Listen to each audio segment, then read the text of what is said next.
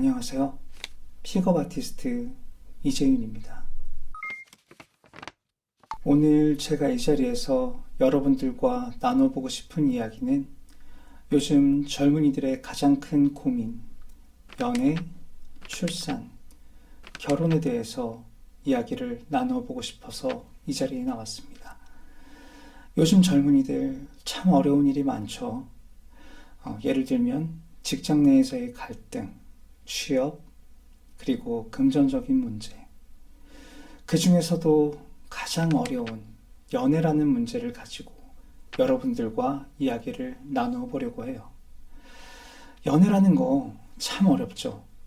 저 역시 연애를 하고 결혼을 하고 출산을 해서 아이를 키우는 사람으로서 이 일련의 과정들이 얼마나 어렵고 고통스러운지 잘 알고 있습니다. 저는 이 부분에 대해서 이야기를 나누고 전문가로서 도움을 드리고 싶어요. 먼저 연애를 시작하려면 우리는 무엇을 해야 할까요?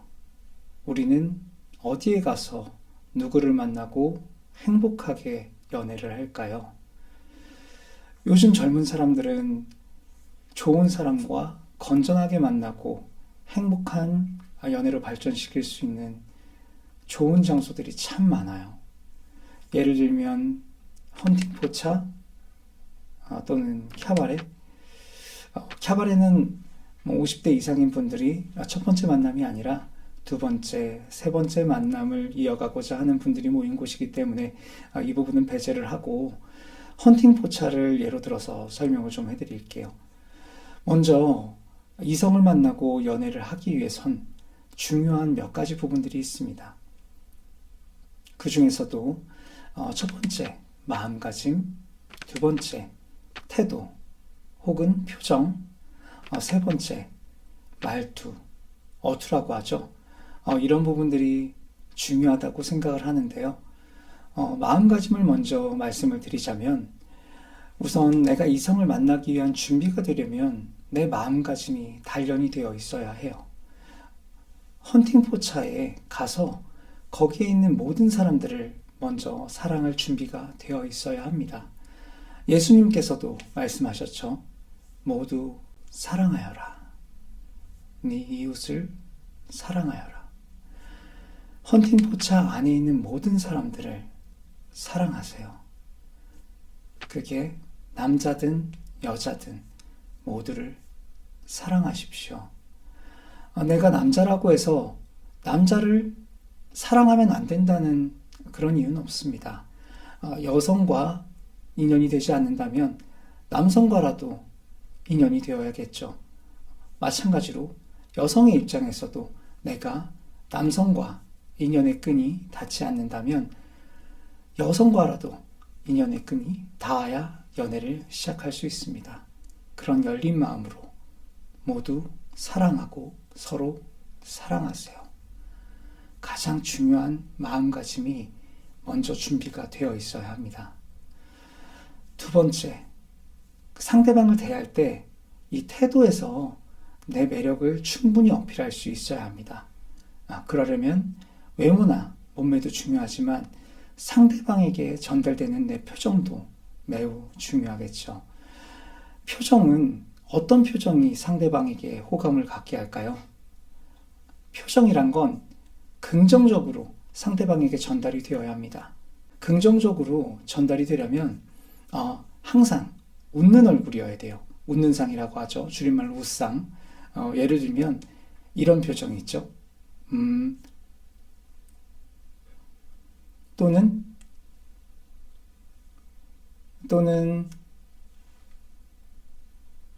이런 표정들 말입니다.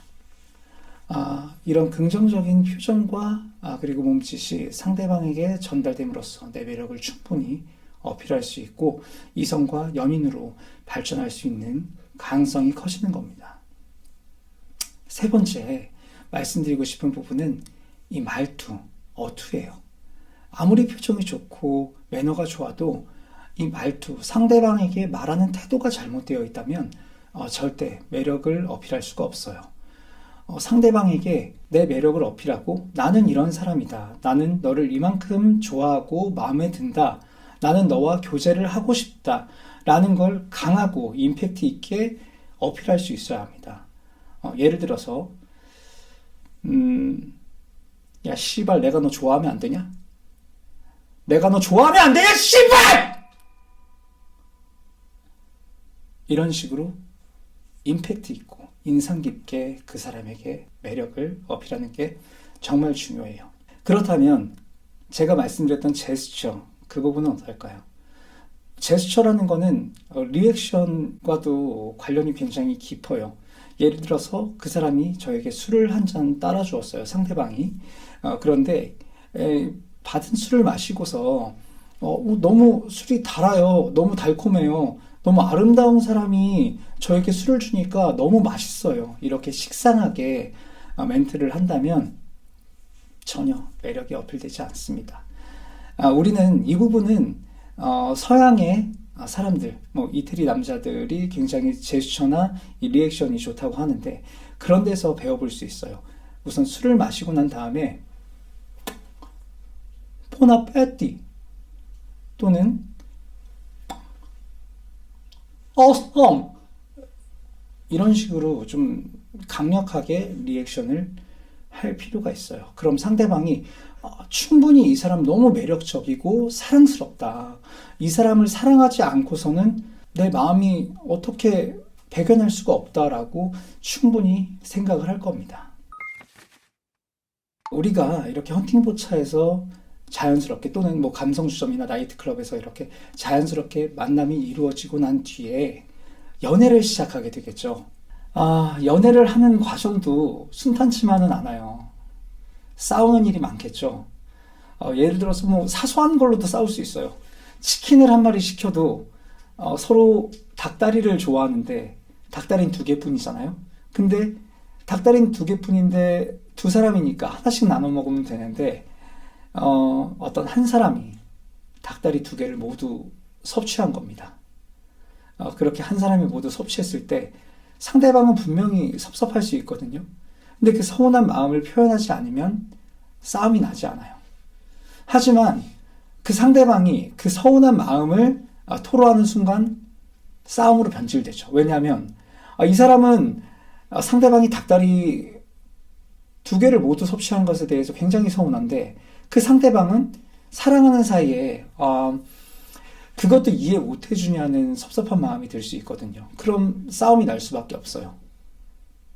그러면 우리는 어떻게 행복을 찾아야 할까요? 치킨을 시킬 때 다리를 달라고 하지 마세요.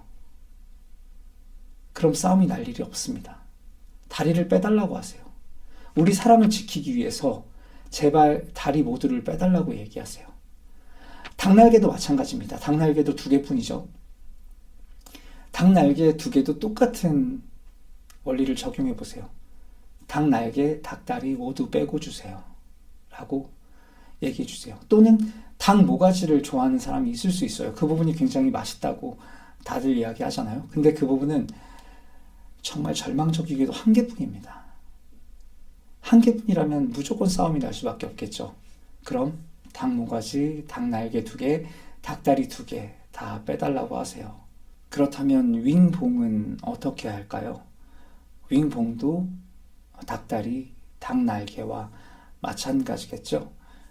과감하게 빼달라고 하십시오. 그 부분이 싸움을 미연에 방지할 수 있는 가장 중요한 부분입니다. 나머지 부위를 가지고 행복하게 맛있게 즐기세요. 그렇다면 둘 모두 행복할 수 있고 즐거운 식사를 마칠 수가 있습니다. 누구 하나 모자르게 섭취하고 누구 하나 더 섭취하는 그런 불상사가 일어나지 않으니까요. 또 어떤 경우가 있을까요? 그 연애를 하면서 싸우는 경우들요. 예를 들어서 우리 어렸을 때 먹던 아이스크림 있어요. 쌍쌍바 같은 경우에 2개로 나눠서 막대기가 2개예요. 2개로 나눠서 하나하나 맛있게 먹을 수 있는 아이스크림인데요. 그런 아이스크림 애초에 먹고 싶어도 사지 마십시오. 그런 아이스크림 자체가 연애하는 우리 연인들을 떠나서 친구 사이에서도 굉장히 분란을 조장하는 아이스크림이라고 할 수 있어요. 쌍쌍바는 맛있지만 혼자서 몰래 드십시오. 연애를 하는 와중에는 데이트가 끝나고 먹고 싶다면 집에 들어가는 길에 편의점이나 슈퍼에서 하나 온전히 혼자서 몰래 드십시오. 이야기하지 마시고요. 뭐 전화로 나 지금 쌍쌍바 먹고 있다 라던가 뭐 이런 이야기 전혀 쓸데없는 이야기니까 싸움만 유발하는 대화 내용이에요. 그러니까 절대 그런 이야기 하지 마시고 또 그런 것들이 있죠. 각종 고민들 회사 생활을 하다 보면 회사에서 받는 스트레스가 정말 만만치 않습니다. 그런 부분들을 상대방에게 털어놓았을 때 해결을 원하는 게 아니거든요. 공감을 원할 뿐입니다. 예를 들어서 상사가 굉장히 불합리한 심부름을 시켰어요. 내가 점심시간을 통해서 밖에 나가서 온전히 내 맛있는 점심을 먹고 내 시간을 즐기고 싶은데 상사가 들어오는 길에 뭐 오후 업무 중에 마실 소주 한 병을 사다 달라거나 또는 뭐 위스키 한 병을 사다 달라거나 이런 부탁을 했어요. 굉장히 불합리하죠. 물론 근무 중에 술은 마실 수도 있겠지만 그걸 부하 직원에게 사다 달라 심부름을 시키는 건 정말 그 부하 직원의 점심시간을 소중한 점심시간을 빼앗고 희생시키는 아주 불합리한 부탁입니다. 하지만 우리가 사회생활을 하다 보면 그런 불합리한 것들도 어쩔 수 없이 해야 될 때가 있어요. 그렇다면 굉장한 스트레스를 받겠죠. 그럼 누구한테 풀 수밖에 없을까요? 부모님? 뭐 동생? 자매, 형제? 아니죠. 남자친구, 여자친구가 있는데 왜 그걸 다른 사람에게 풀겠어요?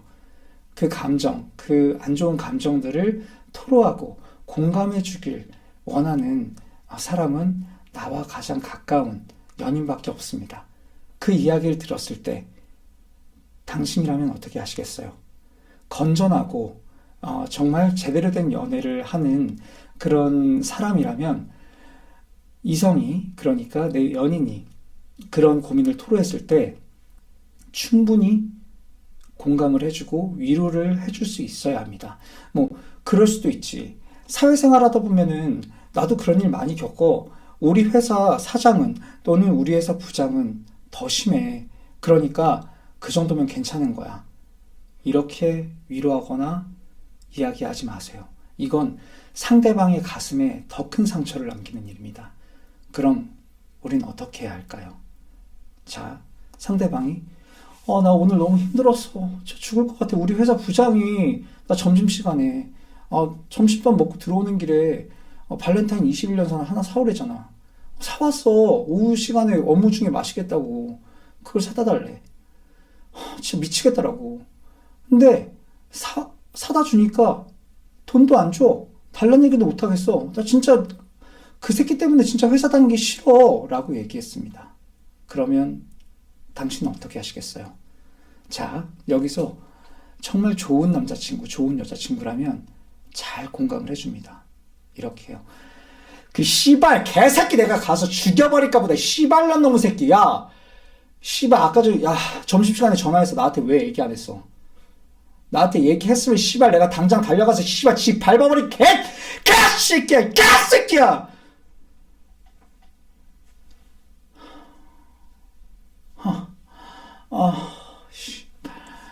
내가 너무 흥분했지. 미안해.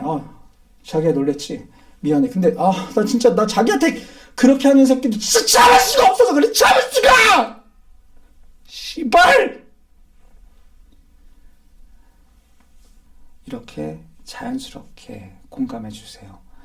그럼 매우 행복할 겁니다. 그 상대방이요. 마지막에 정말 중요한 멘트가 뭐였냐면요. 자기야, 많이 놀랬지. 미안해. 내가 너무 흥분했나 봐.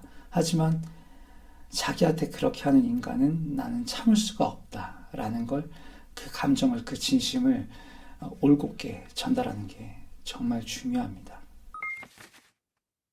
연애라는 게 이렇게 힘들어요. 그쵸? 쉽게 공감할 수 없는 내용, 또는 나도 지금 힘든데 상대방의 감정을 받아줘야 하는 그런 고통들. 하지만 이게 현명하게 연애하는 방법이고 성숙하게 상대방을 대하는 방법입니다. 또 사소한 것들에서도 상대방을 챙겨주면서 이 사람이라면 결혼할 수 있겠다. 이 사람이라면 내 가정을 행복하게 꾸릴 수 있겠다라고 느끼는 부분들이 있을 수 있어요. 예를 들면 캔 음료를 따기가 힘들잖아요. 캔 음료를 따다 보면 손톱이 상하는 경우가 많아요. 그거를 굳이 내 손톱을 희생시키는 사람이 아니라 상대방의 손톱을 희생시킬 줄 아는 사람이 되어야 합니다. 왜냐? 내가 캔 음료를 따다가 손톱이 들린다거나 손가락에 상처를 입어요. 그럼 그 사람이 진정으로 아프고 힘들 때 그 손으로 보듬어 줄 수가 없습니다. 그러니까 그렇게 사소한 것들, 캔 음료를 딴다거나 이런 것들을 상대방의 손을 희생시키는 게 맞아요. 그게 영구적으로 행복을 지켜나가는 겁니다. 그 순간은 섭섭할 수 있겠죠. 그 순간은 섭섭할 수 있겠지만 사소한 일들은 상대방을 희생시키세요. 그리고 큰 일에서 나를 희생하세요. 그러면 되는 겁니다. 자, 오늘은 우리가 어떻게 이성을 만나고 이성을 만났을 때 어떤 말투, 어떤 어투를 써야 하는지, 또 연애가 시작된 후에 상대방에게 취해야 되는 예의, 태도, 그리고 행동과 말에 대해서 이야기를 나눠보았어요. 물론 제가 이렇게 말씀을 드렸지만 이런 것들을 실천하기에 굉장히 어려움이 많다는 것을 저 역시 잘 알고 있습니다. 하지만 이 영상을 반복적으로 시청하시고 집에서 따라해 보시고 시뮬레이션도 해보시면서 적극적으로 이성을 만나는 데 있어서 내가 행동을 해야 되겠다라는 마음가짐을 훈련했으면 좋겠어요. 물론 집에서 혼자 연습을 해본다기보다 사람들이 많은 곳에서 시뮬레이션 해보시기를 적극적으로 추천드립니다. 그래야 자신감도 생기고 이성에 대한 공포심도 더 누그러뜨릴 수 있습니다. 이 영상을 보시고 궁금하신 점들이 굉장히 많으실 거라고 생각을 해요. 궁금하신 점은 댓글로 남겨주시면 이 채널을 통해서 소통하도록 하겠습니다. 여기까지 제 이야기를 들어주셔서 정말 감사드리고 저는 픽업 아티스트 MSF 이재윤입니다.